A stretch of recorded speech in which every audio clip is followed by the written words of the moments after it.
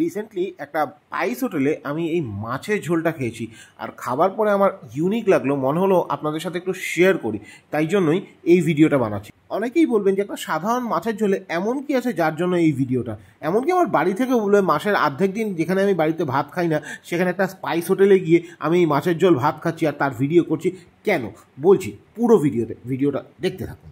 দোকানটার লোকেশনটা একটু বলি। এই যে আপনি গড়িয়া থেকে আসছেন টালিগঞ্জের দিকে, নেতাজিনগর পার করার পরেই এই দোকানটা। রানীকুঠি ফিউচার ফাউন্ডেশন যে স্কুলটা আছে ঠিক তার আগেই, ওদিকে গেলে ফিউচার ফাউন্ডেশন স্কুল, আর এই হলো দোকান। আর দোকানের এক্স্যাক্ট যদি লোকেশন বলেন তাহলে নেতাজিনগর যে পিৎজা হাট, ঠিক পিৎজা হাটের উল্টো দিকেই রয়েছে দোকানটা। দোকানটার নাম হচ্ছে ভূপেন কেবিন। অনেকেই চেনেন, আমিও বহুবার এর পাশ দিয়ে পাস করেছি, কিন্তু কখনো খাইনি, কেননা খাওয়ার দরকার পড়েনি। ভাতের হোটেলে বা স্পাইস হোটেলে কি খাবো, এমন কি নতুন পাওয়া যায় যার জন্য খেতে হবে। কিন্তু ওখানে গেছিলাম একটা কাজে, সেই কাজটা করার সূত্রে যখন দুপুরে লাঞ্চ করতে ঢুকলাম, খাবারের মধ্যে আলাদা বা ইউনিক কিছু না পেলেও আমি খাবারের টেস্টের মধ্যে বেশ অনেকটাই ইউনিক বা একটা অন্যরকম জিনিস পেয়েছি বলেই আপনাদের সাথে ভিডিওটা করে দেখাচ্ছি। এই যে ভাত দিয়ে যাচ্ছে, প্রথমে এই পোর্শনের ওরা ভাতটা দেয়, বেশ অনেকটা বলবো। তার সাথে ওরা নর্মালি যে একটা স্পাইস হোটেলে যেরকম হয়, ভাতের সাথে ডাল থাকবে, একটা সবজি, একটা ভাজা থাকবে, সেরকমই এখানে থাকে। আমি একটু মেনুটাকে একটু জুম করে দেখাই। এখানে আপনার ওই রাইস 25 টাকার মতো, এখানে ফিশ থালি, ভেজ থালি, এগ থালি সমস্ত কিছুই রয়েছে। আবার আলাদা করে নিতে গেলে এখানে আপনার ইন্ডিভিজুয়াল দামও রয়েছে। মাছের অনেকগুলো ভ্যারাইটি আছে, সেগুলো সবকটাই আপনাদের আস্তে আস্তে বলবো। এই যে মাছের মাথা দিয়ে এই তরকারিটা আমি খেয়েছি, আমার কিন্তু বেশ ভালো লেগেছে। আমি সবকটা খাবার নিয়ে ডিটেলে আপনাদের জানাচ্ছি। শুরুটা করলাম মুসুর ডাল দিয়ে। ডালটা ঢালার সময় দেখতে পাচ্ছি একদম পাতলা হলুদ রঙের জল যেরকম হয় সেরকম না, বেশ ঘন। এর সাথে ওরা দেখলাম পাতিলেবুটাও সার্ভ করছে। এরপরে আমার যতবার এক্সট্রা ভাত লাগবে ততবারই এই ডালটা কমপ্লিমেন্টারি হিসেবে আসবে, আর তার সাথে আসবে আরও একটা সবজি। ভেজ থালিতে ভাত ডাল সবজির সাথে আলু ভাজাটা কিন্তু কমপ্লিমেন্টারি নয়। আলু ভাজা নিতে গেলে ওদেরকে আলাদা করে পে করতে হচ্ছে, এবং আমি এক্সপেক্ট করছিলাম ওই ঝুড়ি ঝুড়ি আলু ভাজা, বাট সেটা নয়। ঝুড়ি ঝুড়ি আলু ভাজা নয়, বাট যে আলু ভাজাটা দিয়েছে মোটামুটি চলে যায়। আলু ভাজা হচ্ছে ডাল ভাতের সাথে একটা অন্যরকম একটা ইমোশন, মানে এইটা সবসময় লাগেই বলতে গেলে। পুরো নর্থ কলকাতার স্পাইস হোটেলের কনসেপ্ট, মানে প্রত্যেকটা জিনিসের ইন্ডিভিজুয়াল দাম রয়েছে। আর দোকানটা আমি দেখলাম একটু ছোটোর মধ্যে হলেও কিন্তু বেশ পরিষ্কার আছে, মানে হাইজিন মেনটেন করে খাবার দাবার আপনি খেতে পারবেন তৃপ্তি করে। এরপরে নিয়েছিলাম ওদের কথা অনুযায়ী মুড়ি ঘন্টের সবজি।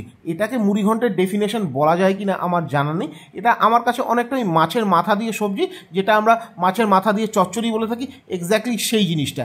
বেঙ্গলি কুইজিনের এটাই স্পেশালিটি। এখানে লেফট ওভার দিয়ে যে এত সুন্দর সুন্দর পদ তৈরি করা যায়, সেটা অন্য কোনো কুইজিনে কিন্তু আমি সেইভাবে পাইনি। আর রাঁধুনি যদি ওপার বাংলার হয় তাহলে তো টেস্ট আরও অনেক এনহ্যান্স হয়।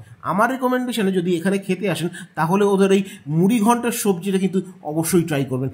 একান্তই যদি ভেজ থালি না হয় তাহলে ফিশ থালি হোক, এগ থালি হোক বা চিকেন মাটন থালি হোক, আপনি কিন্তু যে কোনো ননভেজ থালিতে এই জিনিসটা পাবেনই পাবেন। এবারে আসি ওদের স্পেশাল মাছের ঝোলে, যেখানে ওরা একটা পাতলা লাইট মাছের ঝোল বানায় বিভিন্ন রকম সবজি দিয়ে, যেখানে পেঁপে, গাজর, আলু, তার সাথে কাঁচকলা, চিচিঙ্গা, অনেক কিছুই আছে। আমার দেখে মনে হলো পুরো সবজি বাজারটা আর কি থালার মধ্যে উঠে এসেছে।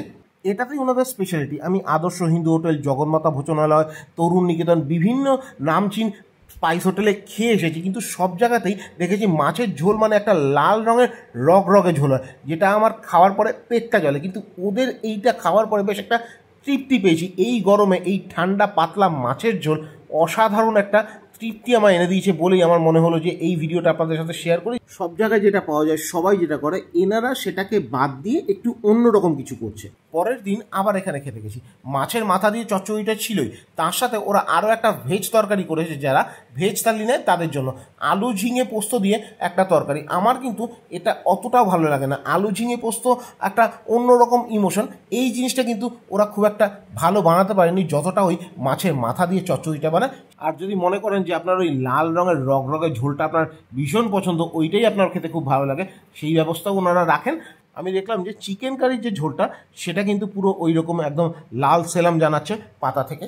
সবশেষে বলবো ফুড কোয়ালিটি নিয়ে আমি হাইলি স্যাটিসফাইড। আর দাম নিয়ে এই ভিডিওতে সেরকমভাবে কিছু বলছি না, তার কারণ হচ্ছে আমি দাম নিয়ে বললেই বাড়ি থেকে মোটামুটি খোঁচা চলে আসবে যে ও তুমি বাড়িতে ভাত খেতে পারো না, এদিকে পয়সা খরচা করে বাড়িরই খাবার দোকানে খাও, বেশ ভালো, এই ধরনের জিনিসপত্র টন্ট হতেই থাকবে। তাই জন্য কমেন্টে আমি দামগুলো বলে দেবো। Thank you for watching, tata.